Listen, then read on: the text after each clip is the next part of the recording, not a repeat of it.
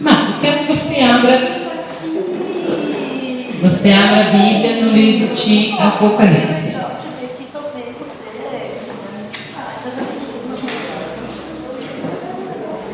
Abra a tua Bíblia no livro de Apocalipse. Apocalipse capítulo 2.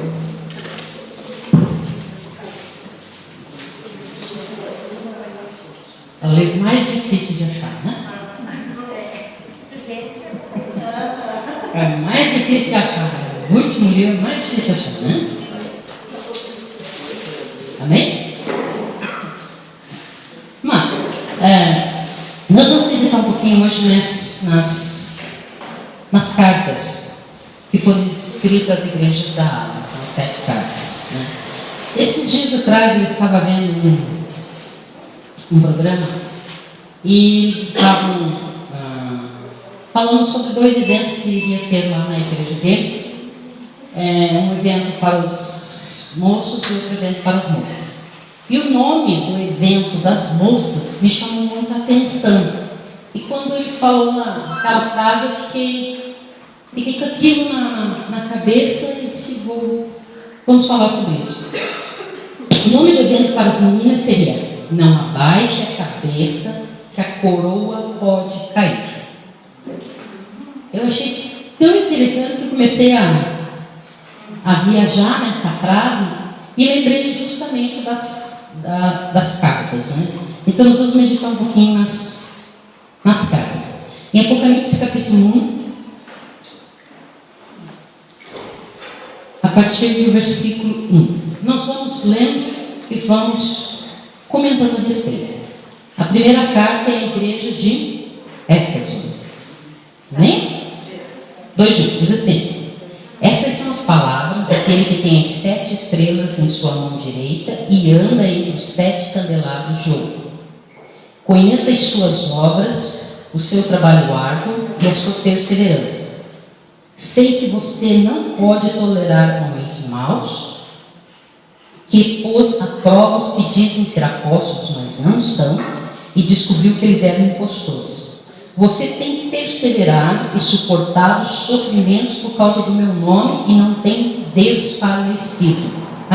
Essa primeira parte fala justamente daquilo que é mais daquilo que é a favor da igreja, né? Nós vamos ver que existem em quase todas as igrejas 3 coisas, né? Aquilo que Deus diz que é favorável, aquilo que Deus chama atenção, aquilo que Deus diz que é contra, e em todas elas existe um prêmio, existe um galardão.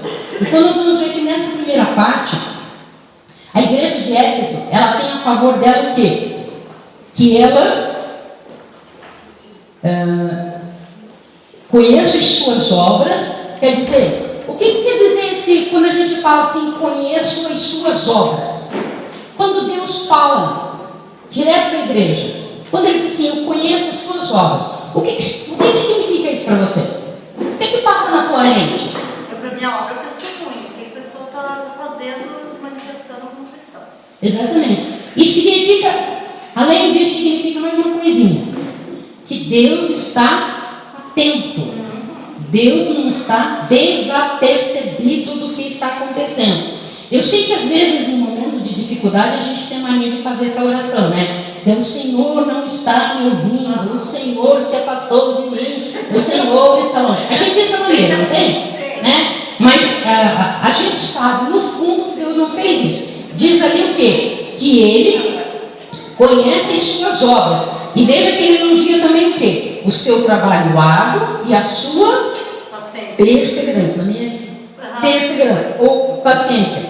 Sei que você não pode tolerar homens maus, que pôs a prova que dizem ser apóstolos, mas não são, e descobriu que eles eram impostores. Quer dizer, o que significa isso, amados? Deus está dizendo para essa igreja que ela é uma igreja atenta, que ela é uma igreja que não é porque ela escutou alguma coisa de alguém que diz que veio da parte de Deus, que ela aceita.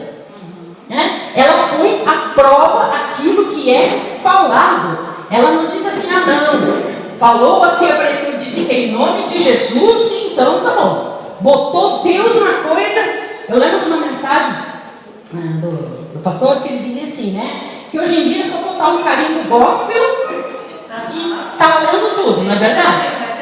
Mas é verdade, não é? Você botou um carimbo, tudo é válido. Mas aqui diz o quê? Que Jesus justamente elogia esta igreja porque ela põe à prova aqueles que se dizem ser de Deus, né? Não é porque alguém diz que é de Deus que aquilo que ele está falando é de Deus. Você sabe, a palavra de Deus mesmo diz que Lúcifer ele pode se transformar num anjo de luz. Eu sei da experiência de uma pastora, ela comentou conosco uma vez, em que ela estava orando e apareceu um anjo. Coisa mais linda do mundo, né, para ela. Aquele anjo cantando, bonito. E o anjo veio e disse assim para ela: filha, eu trouxe uma mensagem da parte de Deus para você. Aí ela atenta. Aí o anjo disse assim: filha, Deus manda te dizer que não precisa você orar tanto. Que não precisa você se consagrar tanto. Aí ela parou e disse: opa, isso não condiz com o que diz a palavra. O que diz a palavra? Orar sem cessar. Orar sem cessar. Então, aparece um anjo, bonitão, grandão, com cara de anjo, e diz uma palavra dessa, o que a pessoa diz? Nossa, né? Fui privilegiado porque tive essa visão, essa revelação. Mas o que ela fez? Ela comparou com o que o anjo falou, com aquilo que a palavra de Deus diz, e não fechava. Aí o que ela disse? Eu não aceito essa palavra, você não vem do Senhor. Aquele anjo tão lindo, tão bonito, se transformou em demônio e não veio. Mas nós temos que pôr à prova que não é pecado, não é errado. Se alguém vem e diz uma palavra para você, não é errado você colocar à prova aquela palavra que foi dita para você. Talvez você diga assim: não, mas é incredulidade. Não, porque o diabo também usa.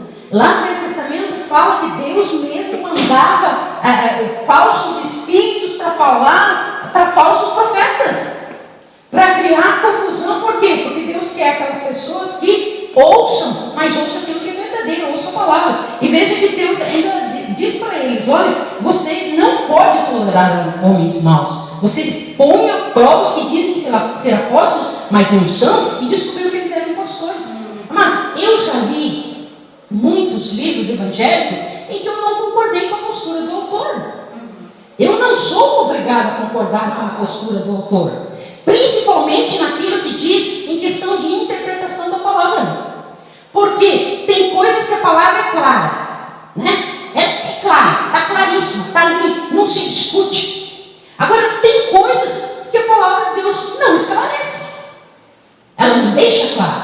Por exemplo, as crianças que morrem, elas continuam crianças lá no céu? Ou elas se desenvolvem?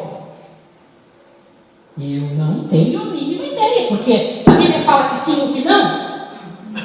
Não fala. Então eu posso especular, eu posso dizer, eu acho, mas eu não posso dizer, eu tive uma revelação de Deus que é assim. Aí, não, eu tive uma revelação que as crianças evoluem. Aí tem outros assim, eu tive uma revelação que as crianças não evoluem.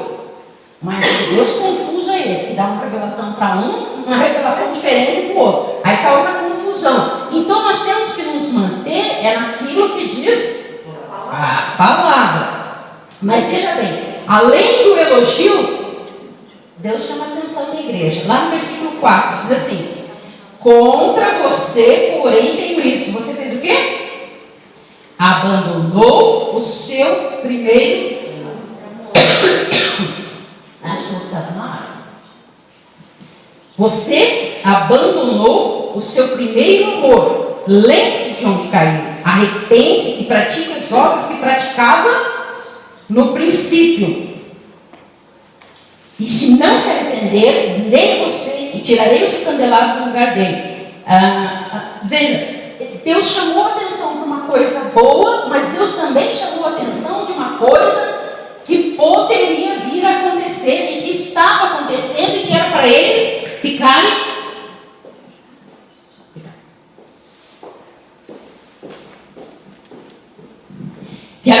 ficarem atentos. Por quê? Você abandonou seu primeiro amor. Às vezes, amados, a igreja foi elogiada, mas às vezes a pessoa está fazendo as coisas certas com a motivação errada. Às vezes nós não estamos errados, mas a nossa motivação é errada. Eu quero fazer isso para a glória de Deus. Mas será que é realmente para a glória de Deus?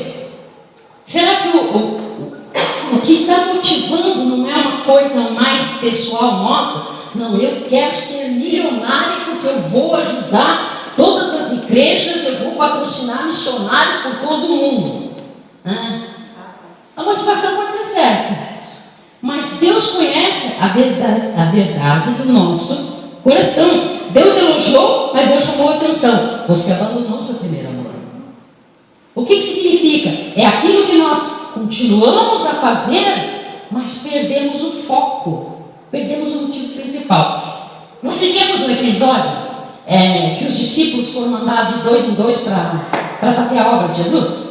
Vocês lembram quando eles voltaram, o que eles disseram?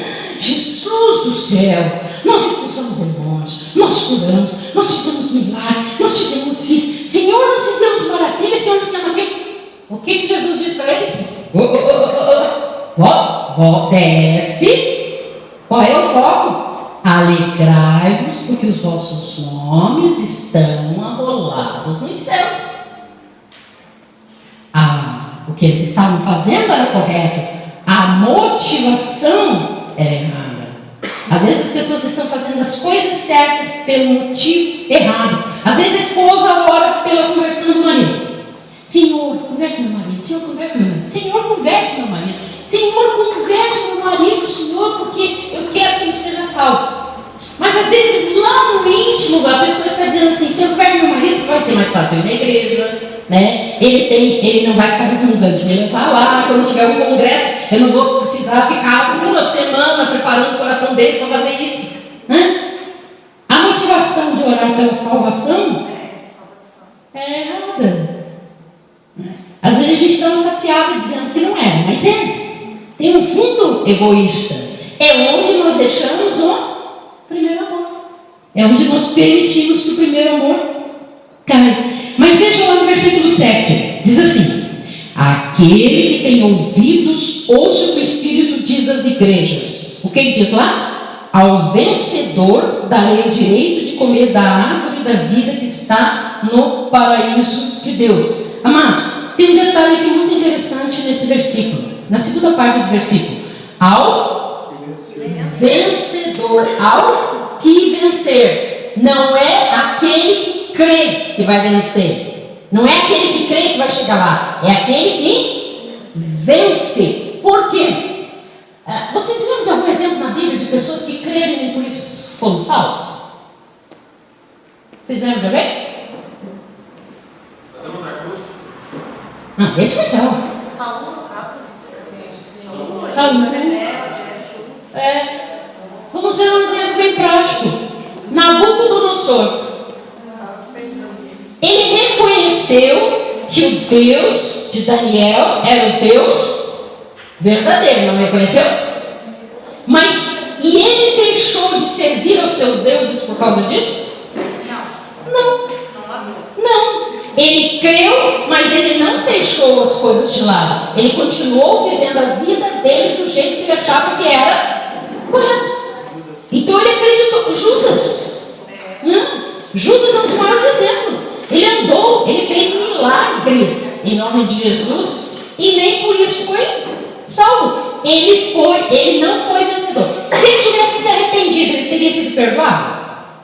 Eu acredito que sim, claro. O pecado dele foi maior do que de Pedro? Não. Não existe. O pecado dos dois tem a mesma coisa. Qual foi a diferença? Um se arrependeu e o outro tentou consertar o que ele havia feito de errado. Então, por isso que esse detalhe: ao vencedor.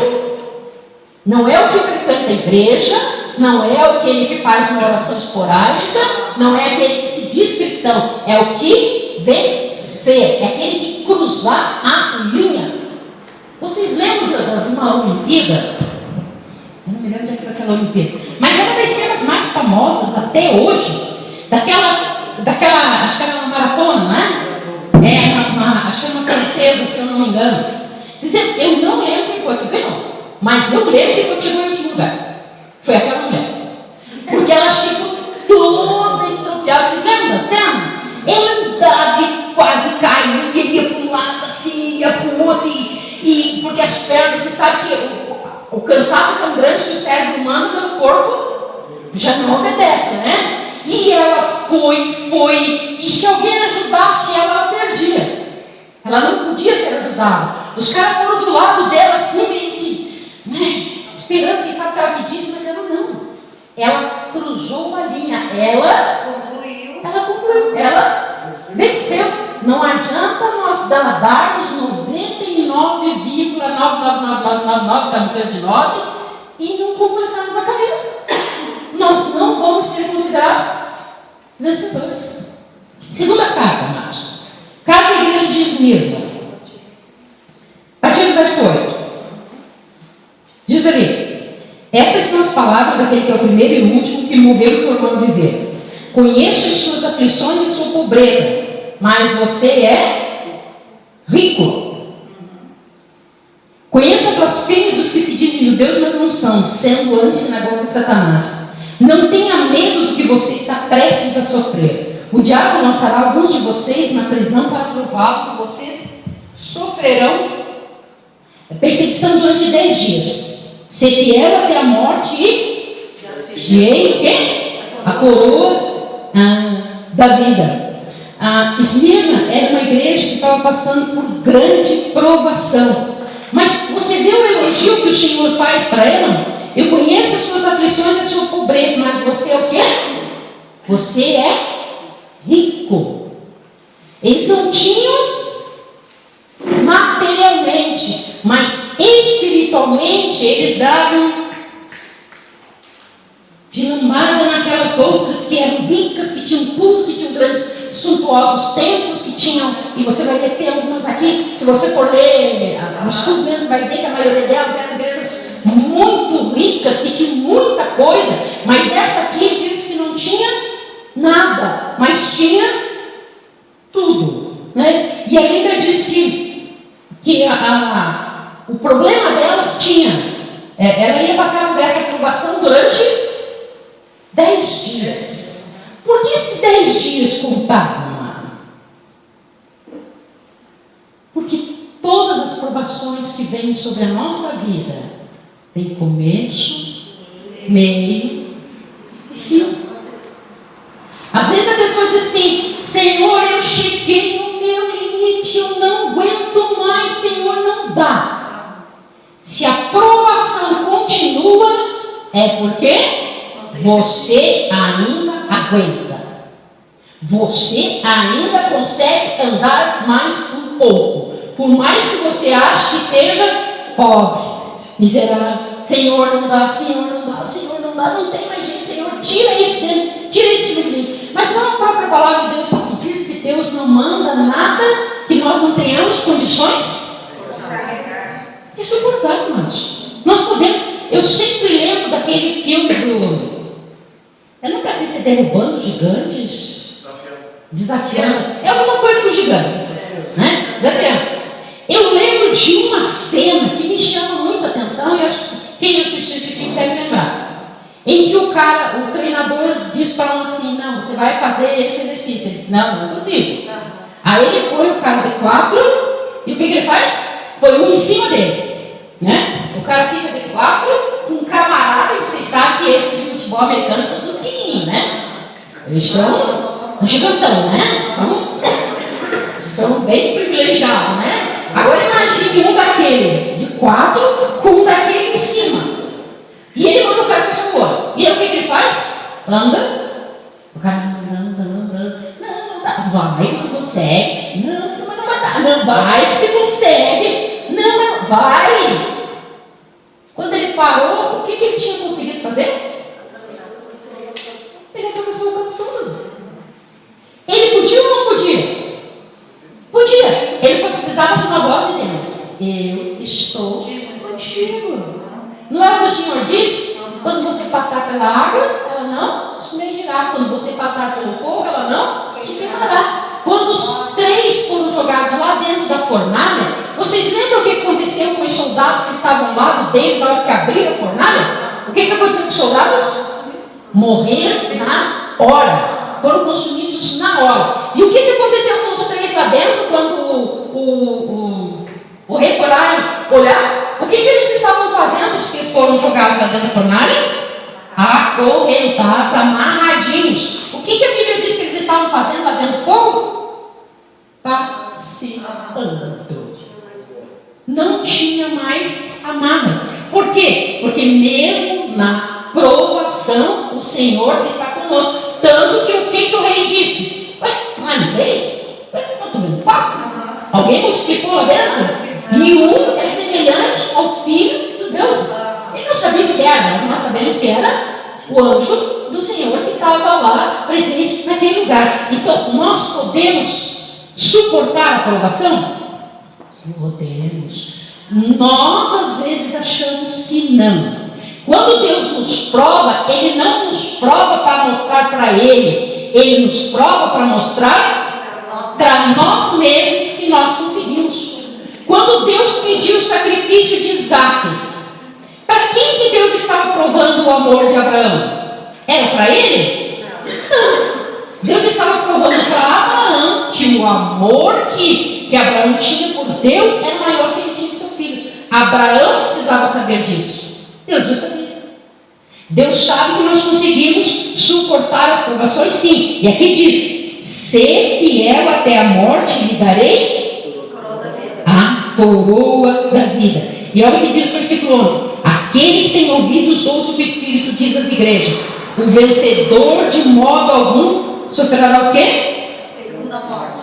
O que é essa segunda morte? Porque eles estavam sendo mortos fisicamente, mas infelizmente vai ter um grupo de pessoas que vai sofrer a segunda morte, que além de ser a morte física, é a morte externa. Essas pessoas passaram pela provação, alguns morreram, mas eles receberam como promessa o quê? Você não vai sofrer dano de segunda morte. No momento em que se completar todas as coisas, você vai estar comigo eternamente. Quer maior recompensa que isso? Não precisa, né? Carta à igreja de Pérgamo, a partir do versículo 12. Já? Ao anjo da igreja em Pérgamo, escreva: essas são as palavras daquele que tem a espada afiada de 2 gumes. Sei onde você vive, onde está o trono de Satanás. Contudo, você permanece fiel ao meu nome e não renunciou à sua fé em mim. Mesmo quando Antipas, minha fiel testemunha, foi morto nesta cidade onde Satanás habita. Você veja, o que Jesus está dizendo para eles? Olha, você é fiel ao meu nome, você não renunciou à sua fé em mim. Eu fui estudar sobre esse Antipas, não tenho muitas informações, mas foi um cristão que foi martirizado, né, por amor ao Senhor. Então, diante daquela situação daquele mártir, provavelmente era uma pessoa proeminente na igreja, era uma pessoa muito conhecida na igreja. Isso fez com que alguns, mas agora mataram cabeça, mataram aquele que era tão importante, imagina o que vai ser de nós. Mas o que o Senhor diz para eles? Você permaneceu fiel, apesar da morte de Antipas. Mesmo diante daquela situação diversa, você disse: não, eu vou permanecer fiel, eu quero permanecer fiel. Mas veja, e diz aí ainda, que eles moram aonde? Sei onde você vive, onde está o trono de Satanás. Você já pensou na tamanha da opressão que era viver nessa cidade, que diz que ali era onde existia o trono de Satanás? Imagina o quanto mal imperava nessa cidade. Imagina o tamanho da opressão que se sentia nessa cidade. Não só a opressão física, mas a opressão espiritual. Mas mesmo assim, Deus diz o que para eles? Vocês foram fiéis. Agora vem, né, o contra. No entanto, eu tenho contra você algumas coisas. Vocês têm aí pessoas que se apegam aos ensinos de Balaão, que ensinou Balaque a armar ciladas contra os israelitas, induzindo-os a comer alimentos sacrificados a ídolos e a praticar imoralidade sexual. De igual modo, você tem também os que se apegam aos ensinos dos nicolaítas. Portanto, arrepende-se, senão virei em breve até você e lutarei contra eles com a espada da minha boca. Amados, quem aqui já ouviu falar de Balaão? Levanta a mão aí. Vocês lembram quem foi Balaão? Foi aquele que ele não queria ouvir, Deus usou a jumenta para com ele, né? Pelo menos a jumenta ele deu ouvidos, né? Balaão foi um homem contratado por Balaque para fazer o quê? Para amaldiçoar o povo de Israel. Tá? Falar disse, olha, eu tenho medo desse povo, não quero nada desse povo, então eu vou contratar um feiticeiro, alguém aqui que vai lá e amaldiçoe esse povo. Ele não conseguiu amaldiçoar porque Deus não permitiu. Mas ele não amaldiçoou, mas ele deu ideia com ele. Não amaldiçoar não vou, mas eu tenho mais ideia para mostrar para você. Quem sabe se mistura esse povo aí com aquele outro povo lá que não vai querer se misturar. Quem sabe se consegue fazer com que as mulheres daqui, né, vão lá e encantem os homens de lá e eles se casam com essas mulheres. E ele conseguiu exatamente fazer isso. Quer dizer, era a mistura. Tá? Era a mistura. Era deixar de ser um povo judeu puro e se misturar com outros povos que Deus não permitia. Vocês lembram que esses dias, um tempo atrás, saiu uma reportagem, né? Quem toma leite aí ficou pensando duas vezes antes de comprar um litro de leite, né? Uma caixinha de leite, foi olhar para ver qual era a marca. Né? Vocês lembram o que foi que aconteceu, né? Era o leite que foi adulterado. Pois é. A igreja de Pérgamo estava passando exatamente por essa situação. Leite adulterado. Eles queriam misturar coisas que não faziam parte da palavra. Eles queriam misturar coisas, foi o que Balaão fez. Balaão não conseguiu destruir, então deu ideias de como, ao invés de destruir o povo, trazer uma coisa lá de fora e colocar ali dentro do povo. Me diga uma coisa, essas cartas que não parecem no jornal de hoje, não é o que a gente tem visto, né? Um evangelho que foi adulterado, uma palavra que foi adulterada. Hoje em dia há uma concessão de princípios, né? Há um rebaixamento do padrão de Deus, como se alguém, né, falando em nome de igreja, dissesse, olha, nós não conseguimos atingir o padrão estabelecido por Deus, não dá. Então o que nós vamos fazer? Nós vamos pegar esse padrão e vamos rebaixar. Deus permite isso? Deus permite que se rebaixe o padrão que foi estabelecido? Não. Nós sabemos que o que foi escrito em Gênesis ou em Apocalipse continua válido para os dias de hoje. Eu já contei essa história que eu vi uma vez na televisão. Era um programa de entrevista, não me lembro do que era. Eu sei que tinha dois moços sentados assim de terno, bem bonitão assim, né? Cada um deles com a Bíblia na mão. Eu disse, opa, deve ser pastores. Aí quando eu percebi, tinha um pequeno detalhe, né? Um estava segurando a mão do outro. Acho que não é bem o que eu pensei. Não era bem o que eu tinha pensado, né? Aí eu parei, fui prestar atenção na conversa lá, né? Aí a pessoa que estava entrevistando disse assim, mas escute, a palavra de Deus não se posiciona contra o homossexualismo? Aí eles ficaram quietos. Não diz lá, tanto no Velho Testamento como no Novo Testamento, contra a relação homossexual, não contra a pessoa, contra A atitude. É assim como contra o ladrão. Não é contra a pessoa, é contra a atitude. Né? Aí o cara perguntou isso, mas não foi um padrão que Deus deixou, um padrão moral que Deus deixou? Aí eles pararam e responderam o seguinte: então, há de se rever o padrão de Deus. Não é há de se rever no que eu acredito, há de se rever o padrão estabelecido por Deus. Quer dizer, mexe no que Deus estabeleceu, não no que eu acredito. No que eu acredito,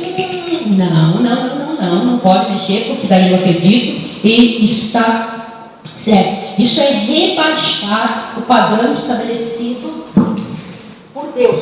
Amados, não se rebaixa o padrão que foi estabelecido por Deus. Aqui fala da imoralidade sexual, porque foi isso que eles fizeram. Alimento contaminado, é isso que eu falei para vocês. A adulteração daquilo que deveria ser puro, daquilo que deveria ser santificado. Eu estava assistindo um dia na televisão, um canal evangélico, e de repente eles mostraram lá uma tal de uma balada gospel. Né? Tudo bem, quer botar uma música, mas agitada. Né? Mas a questão não era nem a música, nem o ambiente. Eram as atitudes. Gente, você não diferenciava. Não tinha diferença nenhuma. Não existia diferença nenhuma. Gente, eu não consigo conceber nenhum trabalho feito por uma igreja em que as pessoas têm que colocar pessoas assim para ficar cuidando do que eles estão fazendo no ambiente. Eu não consigo conceber. Essa ideia não entra na minha cabeça. Se você faz qualquer trabalho dentro de uma igreja, promovido por uma igreja, você tem que estar parando e dizer assim, casalzinho, vocês estão se passando. Não desce tanto até o chão assim, não precisa ser tanto também, né? Eu acho muito estranho uma situação assim. Eu acho muito estranho. Porque se é uma coisa que você está fazendo para Deus, então o ambiente tem que ser de santidade. Por mais que tenha o nome de balada gospel, né? O meu irmão, que é pastor em Criciúma, ele disse uma vez, os jovens dele disseram assim: ô pastor, nós podemos ir lá numa tal de uma boate que abriu aqui, que é uma boate gospel. O Gilmar disse: vocês querem ir lá ver? Vamos! Ele foi, até um dia eu estive lá, passei bem na frente da tal. Aí eles foram lá, daí quando voltaram disseram assim para o Gilmar. O Gilmar perguntou para ele: e aí? Nunca mais botamos o pé lá. Por quê? Num ambiente totalmente na penumbra, no escuro. Aí daqui a pouco eles olhavam um casal agarrado lá num canto, outro casal agarrado lá no outro canto, e quem estava ali não estava nem aí para a coisa. Deixava rolar o que tivesse que rolar. Então tira o nome gospel, tira o nome do Senhor. Quer fazer uma coisa dessa? Faça estilo lá no mundo. Não misture. Não misture. Não dá para misturar. Continuando ali, o que o Senhor diz para eles? No versículo 16. Portanto, arrependa-se, senão eu virei em breve até você e lutarei contra eles com a espada da minha boca. Você veja o que o Senhor diz? Ele vai tomar atitude. É o Senhor quem vai lutar contra essas pessoas que estão adulterando a palavra de Deus. Por isso, amados, que tudo que nós falamos, você tem que ter uma base. Opa, está aqui na palavra? Então tá. Não está aqui? Criou dúvida? Então não aceite. E continua ali.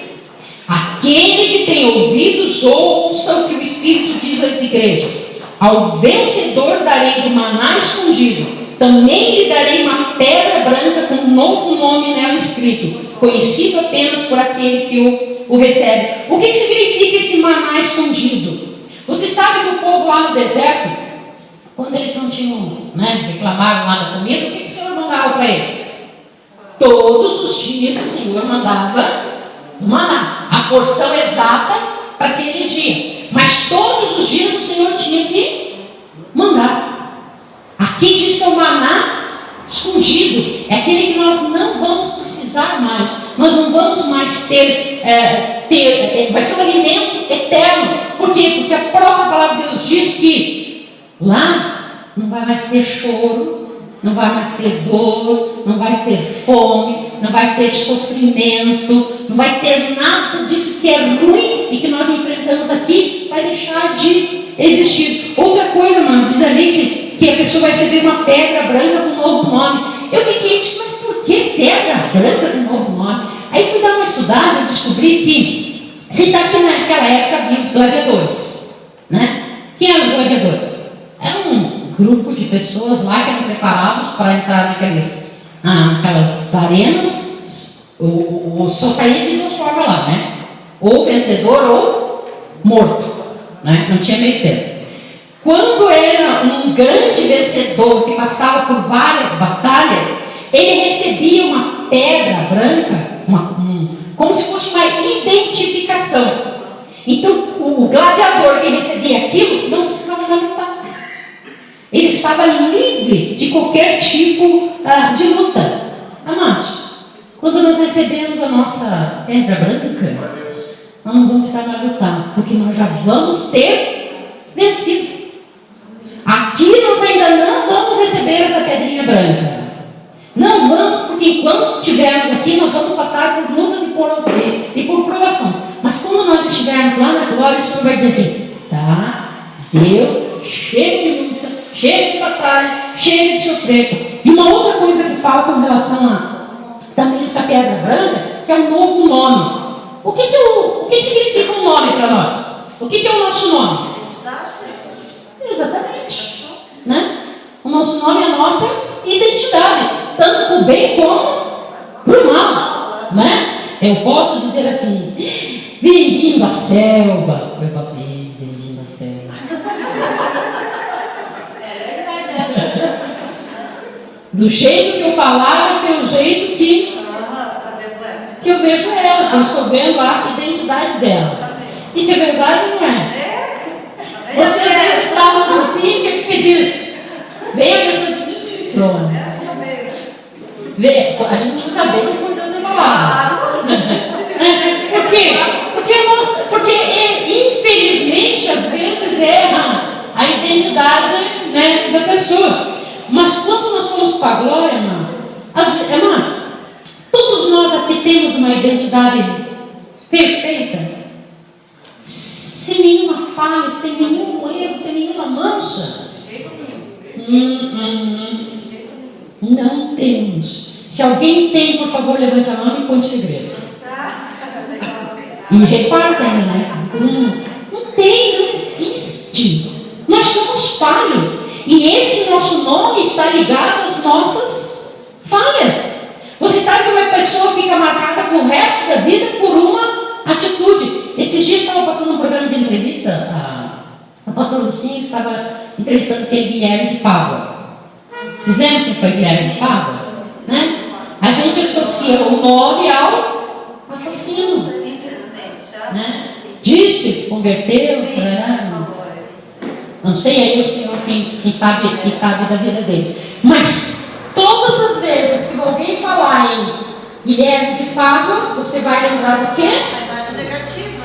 Do assassinato, porque mesmo ele se convertendo, aquilo ficou acabado. No nosso nome também tem vários carimbos, né? Bons e ruins.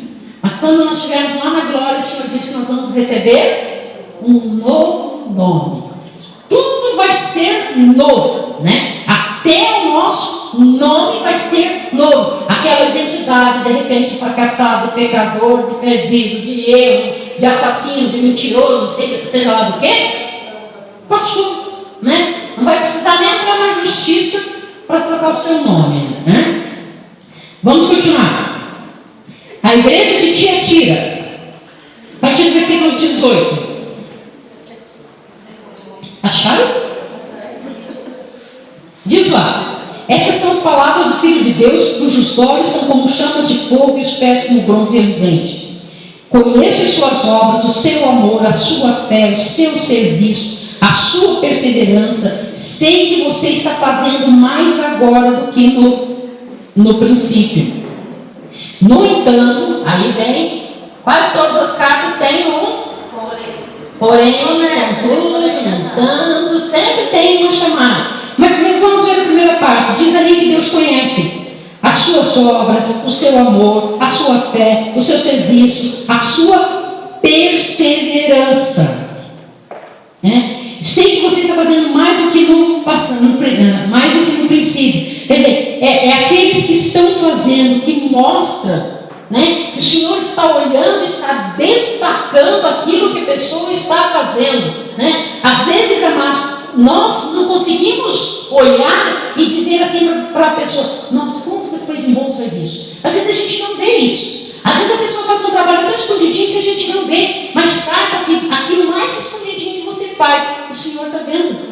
E o Senhor mesmo disse que nem que seja um copo de água que você der para alguém, não vai ficar sem recompensa, sem galardão. Por quê? Porque por mais que você diga assim, eu faço, as pessoas não reconhecem, eu não recebo uma palavra de elogio. Claro que o elogio é um incentivo. Quem é que não gosta de receber o elogio? O elogio é um incentivo. Mas através disso que nós vemos aqui, nós temos certeza de que o Senhor olha para cada um de nós e diz assim: você está fazendo um bom trabalho. Mesmo que as pessoas não te reconheçam, você está fazendo um bom trabalho. Mas tem igrejas que só estão de pé porque tem aquelas irmãs mais humildes do mundo que pagam o preço de oração. Não é muitas vezes por causa daquele que está ali na frente. A igreja muitas vezes está de pé por causa daqueles que estão orando lá no escondidinho, que ninguém dá nada, que ninguém diz assim: nossa, a gente pede para fazer uma coisa que a pessoa nunca faz, mas não sabe o ministério da intercessão que está ali na vida da pessoa. Então, se você não recebe nenhum elogio, não se preocupe, deixe que o Senhor olhe a tua obra e no tempo certo Ele vai te recompensar. Se não for aqui, vai ser lá na glória. E você veja que aqui você vai receber recompensa na frente de algumas pessoas. Lá na glória você vai receber a tua recompensa na frente de milhões de pessoas. Você já pensou se receber a tua recompensa na frente de Abraão? Abraão sentadão lá te olhando, Davi te olhando, Paulo te olhando, Pedro lá te olhando e você recebendo a sua recompensa. Assim como eles receberam, como eles vão receber, nós também temos que fazer a nossa parte para sermos dignos disso. Mas, lá vem a parte não muito boa. No entanto, contra você tenho isso: você tolera Jezabel, aquela mulher que se diz profetiza. Com os seus ensinos, ela induz os meus servos à imoralidade sexual e comer alimentos sacrificados aos ídolos. Dei-lhe tempo para que se arrependesse da sua imoralidade sexual, mas ela não quer se arrepender. Por isso vou fazê-la adoecer e trarei sofrimentos que comete adultério com ela, a não ser que se arrependa das obras que ela pratica. Matarei os filhos dessa mulher. Então todas as igrejas saberão que eu sou aquele que sonda mentes e corações e retribuirei a cada um de vocês de acordo com as suas obras. Mas quando a gente fala de Jezabel, aqui não necessariamente seja uma pessoa chamada Jezabel. Talvez porque a comparação está sendo feita com aquela Jezabel lá do rei Acabe, que foi uma das mulheres mais terríveis que se tem conhecimento na palavra de Deus, se chama Jezabel. Essa mulher, ela pregava no meio do povo lá que a imoralidade não era uma coisa grave. Volto a dizer, não é o jornal de hoje? Nos tempos de hoje, exatamente. É a mesma coisa. É a mesma coisa. Por isso que essas cartas se aplicam a nós. Se aplicam a nós. Porque hoje em dia nós vemos as pessoas também falando isso. Olha, mentir só um pouquinho para uma coisinha banal, não tem nada demais. Mas a Bíblia é clara que o pai da mentira, seja ela grande mentira ou pequena mentira, quem que é o pai? Não tem nenhum termo, amados. Não existe mentira branca. Você já veio falar mentira branca? O que é mentira branca? Não é aquela para salvar uma situação. Não existe isso. Ou a palavra que nós dissemos é sim ou é não. O que passa disso vem do maligno. Não tem outra conversa. Então, a imoralidade nós não podemos aceitar, nós não podemos dizer, não, mas hoje em dia o namoro é adaptado, né, à nossa atualidade. Não. O namoro continua tendo como padrão o que diz a palavra de Deus. O que diz a palavra de Deus? Sexo só é bênção depois do casamento. Sou eu que estou criando isso? Não, a palavra. É a igreja que cria isso? Não. É a palavra. E uma das coisas que foi chamada de Tiatira foi justamente Deus disse, vocês estão aceitando os ensinos de Jezabel. Jezabel está dizendo que imoralidade não é uma coisa séria? Não tem problema, não vai para o inferno. No máximo que fosse, foi só o pezinho, nós já ia tirar. Não existe. Não existe meio termo. Ou somos salvos ou não somos salvos. Eu sempre digo que não existe em cima do muro. Porque o em cima do muro não é salvo. Não existe em cima do muro. Mas eu gosto da igreja, eu sou simpatizante. Você pode ser simpatizante, pode continuar sendo simpatizante, continue frequentando os cultos, glória a Deus que você continue frequentando os cultos. Mas se não houver mudança de atitude, infelizmente, participando do culto, sendo sinistro, trazendo a palavra, lendo, orando, você está condenando o meu jeito. Não sou eu quem digo, é a palavra de Deus quem diz. Essa Jezabel queria corromper. Ela queria dizer assim, olha, eu que sei o que eu faço. Eu sou dono do meu nariz. Todo mundo tem direito.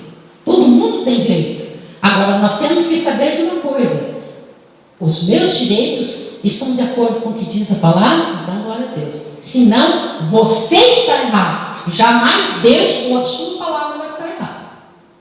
Não se iluda. Deus é amor. Claro que é. Deus é amor. Mas o que diz ali, o que nós lemos?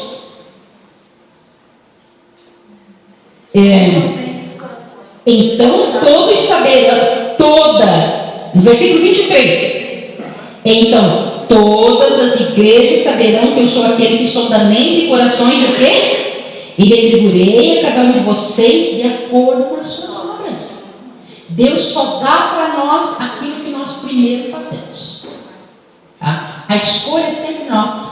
Eu já vi alguém dizer assim, não, mas Deus é muito bom, Deus não vai mandar ninguém para o inferno. Ele não vai mandar ninguém para o inferno.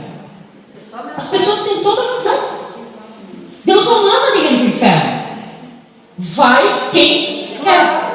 Quem quer seguir o padrão que está estabelecido na palavra, sabe que tem como o céu como recompensa. Quem não quer seguir o padrão estabelecido pela palavra, não tem o céu como recompensa. Mas volto a dizer, não sou eu quem diz, é a palavra de Deus quem diz. Vamos olhar no versículo 28. Aliás, 26. Aquele que vencer e fizer o quê? A vontade de quem? A minha vontade. Até o fim darei autoridade sobre as nações. Ele as governará com cetro de ferro e as despedaçará como um vaso de barro. Eu lhe darei a mesma autoridade que recebi do meu Pai. Também lhe darei a estrela da manhã. Aquele que tem ouvidos ouça o que o Espírito diz às igrejas. Você vê a recompensa? Deus vai nos dar a mesma autoridade que foi dada a Jesus. Deixa eu parar para pensar nisso. Nós vamos ter nós vamos compartilhar da mesma autoridade que Deus deu a Jesus. Isso aqui é promessa. A igreja de Sardes diz ali, versículo 1: ao anjo da igreja de Sardes escreva: essas são as palavras daquele que tem os 7 Espíritos de Deus e as 7 estrelas. Conheça as suas obras. Você tem fama de estar vivo, mas está o quê? Morto. Esteja atento, fortaleça o que resta e que estava para morrer, pois não achei suas obras perfeitas aos olhos do meu Deus. Lembre-se, portanto, de que você recebeu e ouviu. Obedeça e arrependa-se. Mas se você não estiver atento, virei como ladrão e você não saberá a hora que virei contra você. No entanto, você tem em Sardes uns poucos que ainda não contaminaram suas vestes. Eles andarão comigo vestidos de branco, pois são dignos Aqui Deus não tem muitas palavras de elogio com relação à igreja de Sardes, porque a igreja de Sardes estava morta espiritualmente. Ela tinha todas as suas funções de uma igreja normal, mas o próprio Senhor diz o quê? Você pensa que está viva, mas você está morta. Não está nem mais morta, você já morreu, já foi, né? E aqui Deus ainda faz uma ressalva, olha, e vocês sabem, não é verdade? Vocês conhecem, vocês sabem o que eu já disse para você. E veja, Deus diz assim, se você não estiver atento, virei como um ladrão, você não vai saber. E você não vai saber. Por quê, irmãos? Porque existe as sombras que a igreja estava fazendo não era perfeita. Parecia ser uma coisa muito boa, mas era horrível por dentro, estava morto por dentro. Você já viu aquele bolo? Quando você olha assim e diz, nossa, que bolo bonito, que coisa bonita, né? Você já parou para olhar? Não sou muito fã de bolo, mas existem aqueles bolos assim, você olha e diz assim, nossa, que coisa mais linda esse bolo, né? Aí você fica ali babando, né, para comer um pedacinho daquele bolo. Aí quando você põe na boca, que coisa linda! Uma vez nós fomos num casamento com meu marido, e eram umas 11 horas da noite, nada de cortar o bendito bolo. E o meu marido não queria ir embora, porque queria comer o dito cujo do bolo. O bolo assim estava muito bonito. Vamos embora, gente. Não, quero ficar. E com ele a minha sogra. Queria comer o bolo. Aí lá por perto da minha noite foi cortar o bendito do bolo. Cortar, gente, era horrível o bolo. Eu despertei. Deus não quis ir para casa, agora ainda ficou, ainda começa a coisa horrorosa. Não sou muito fã de bolo, mas se meteu um pedacinho. Era muito ruim. Amados, assim são as igrejas hoje. Bonita, enfeitada, né? Suosa, né? Aquela coisa arada toda. Mas por dentro não tem sabor nenhum. Não tem vida nenhuma, não tem gosto nenhum, já morreu e ainda não percebeu que precisa se alertar. No versículo 5 diz assim, versículo 4, no entanto, você tem em Sardes uns poucos que não contaminaram as suas vestes. Eles andarão comigo vestidos de branco. O que significa o branco, amados?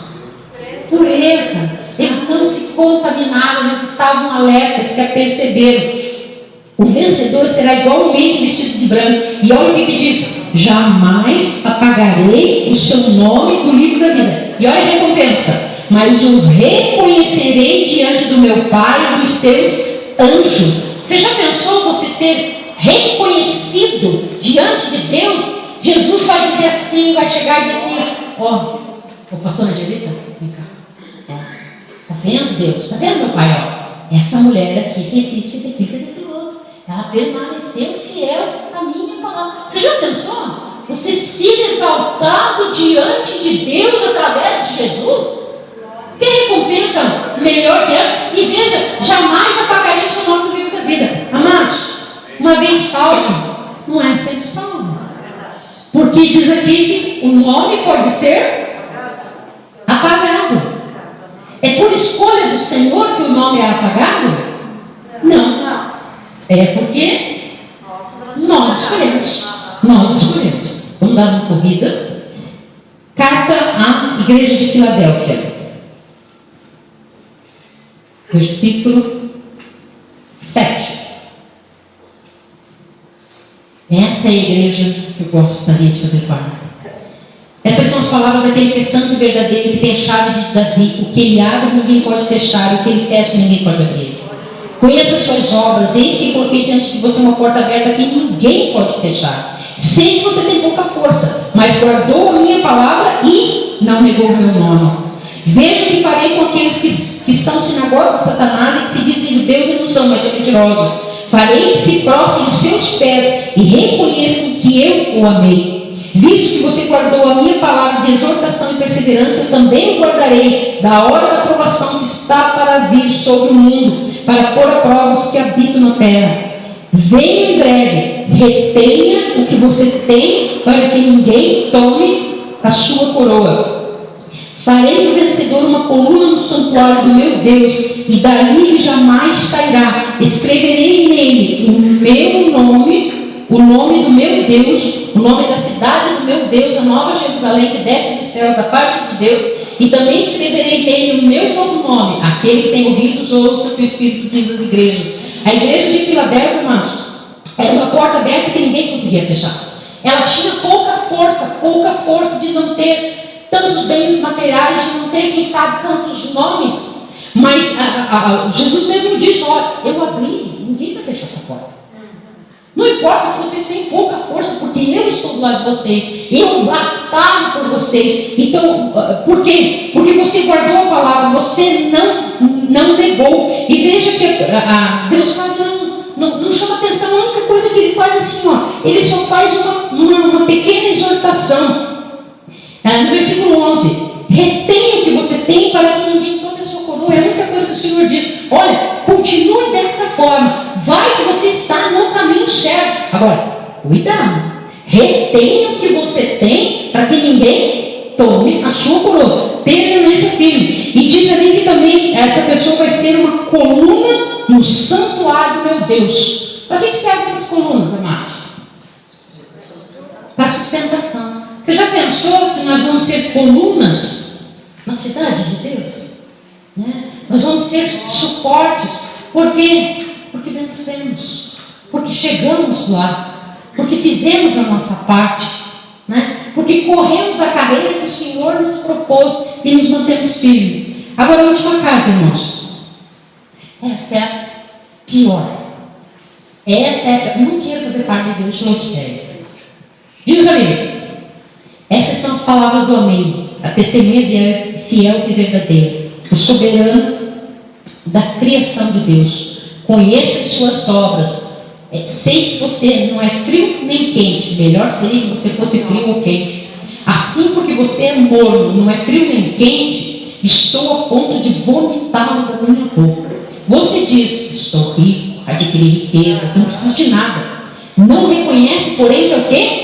Miserável, digno de compaixão, pobre, cego, que está nu. Amados, eu estava lendo sobre essa cidade, a de Laodiceia, e disse que ela tinha problemas com abastecimento de água. Então eles faziam, sei lá como é que eles chamam, uma coisa assim.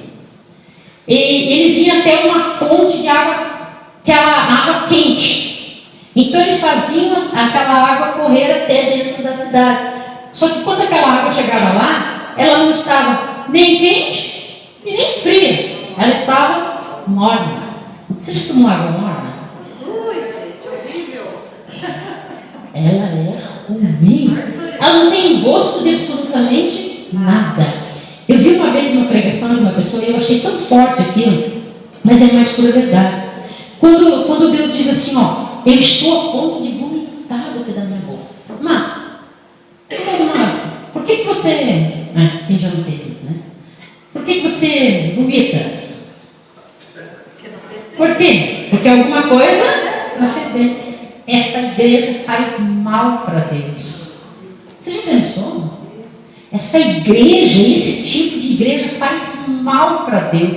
Faz tanto mal que Deus diz: olha, eu estou a ponto de vomitar você da minha boca. Você diz que é rico, né? Você diz que não precisa de nada. Mas o que o Senhor diz para ele no versículo 17? Não, você não reconhece. Você é miserável, digno de compaixão, pobre, cego e nu. E daí o Senhor vai dizer esse conselho: ó: compre de mim ouro refinado no fogo e você se tornará rico. Compre roupas brancas e vistas para cobrir a sua vergonhosa nudez. E compre colírio para ungir os seus olhos e pode enxergar. Por que Jesus falou sobre isso? Porque lá na cidade eles tinham muito ouro.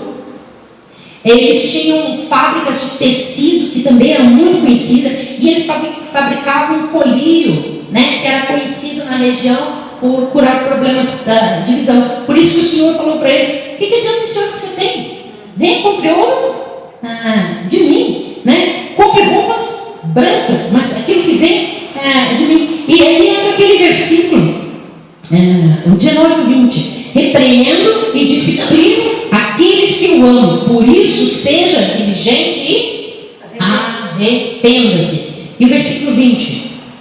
Esse aqui, né? A gente sempre fala para quem está vindo para Jesus. Mas aqui a citação é para uma igreja.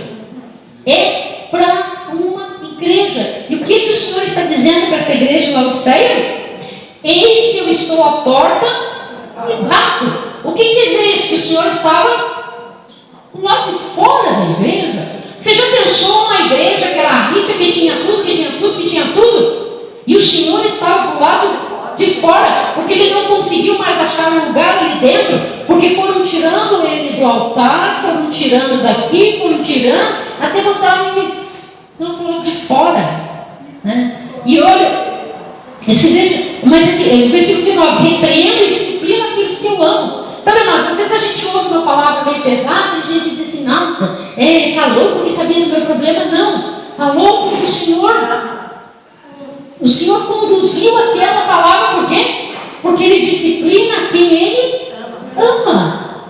Né? Eu lembro de Evangelho quando nós estávamos lá no Luiz Hermínio. Eu me lembro que tinha umas horas que ela dizia o quê, né? Tinha hora que ela queria sair da cadeira e ir para baixo da cadeira. Por quê? Porque graças a Deus o Senhor nos disciplina. Eu estava orando aqui hoje de manhã. Irmão, você que pode vir na quinta-feira de manhã, eu sei que é difícil, mas você que pode vir na quinta-feira de manhã, eu sei que a cama é boa, mas você que tem condições, vem orar na quinta-feira de manhã. Gente, hoje estava só eu e a Rosa, mas estava tão bom, a presença do Senhor era tão tremenda, e eu estava falando para ela, Rose, uma das coisas que eu oro, que eu clamo, que eu imploro ao Senhor, se eu sair 1 milímetro, não sei qual é a medida menor que 1 milímetro, qualquer coisinha menor que 1 milímetro, se eu sair da tua vontade, Senhor, por favor, nem seja preciso o Senhor mandar um raio na minha cabeça, manda. Mas eu não quero estar fora da tua vontade. Eu não posso estar fora da vontade de Deus. Eu não aceito. E essas igrejas, amados, todas elas o Senhor diz assim. Todas elas o Senhor diz a mesma coisa. Quem tem ouvidos, ouça. Mas o ouvido não é para ouvir? Não é chover no molhado? Né? Tem aquelas... Esqueci como é que é a palavra em português lá que tem... Né? Chover no molhado, subir para cima, descer para baixo. Essas coisas assim, né? Quem tem ouvidos, ouça, é óbvio. Mas o que o Senhor está dizendo com isso? Que tem pessoas que ouvem, mas não deixam que desça para o coração e não deixam que chegue às suas atitudes. Tiago diz, não adianta você ser apenas ouvinte, você tem que ser praticante. Todas essas igrejas tinham uma coisa boa, uma coisa ruim, embora a última não tinha nada de bom, era tudo ruim. Né? Isso é para a nossa vida, foi o que eu disse. Quando a gente começa a ver assim, nossa, mas eu retrato a igreja hoje. Eu não estou falando de uma igreja, de uma placa de igreja. Eu estou falando das igrejas em geral. E nós precisamos parar e pensar que nós precisamos estar atentos à palavra. Não é só o exemplo que o Senhor estava dando lá naquela época que foi escrito a carta, a revelação do Apocalipse. Não, isso é para nós ainda hoje, porque nós precisamos ouvir aquilo que o Senhor está dizendo para nós e colocar no prumo, colocar no lugar certo. Amém?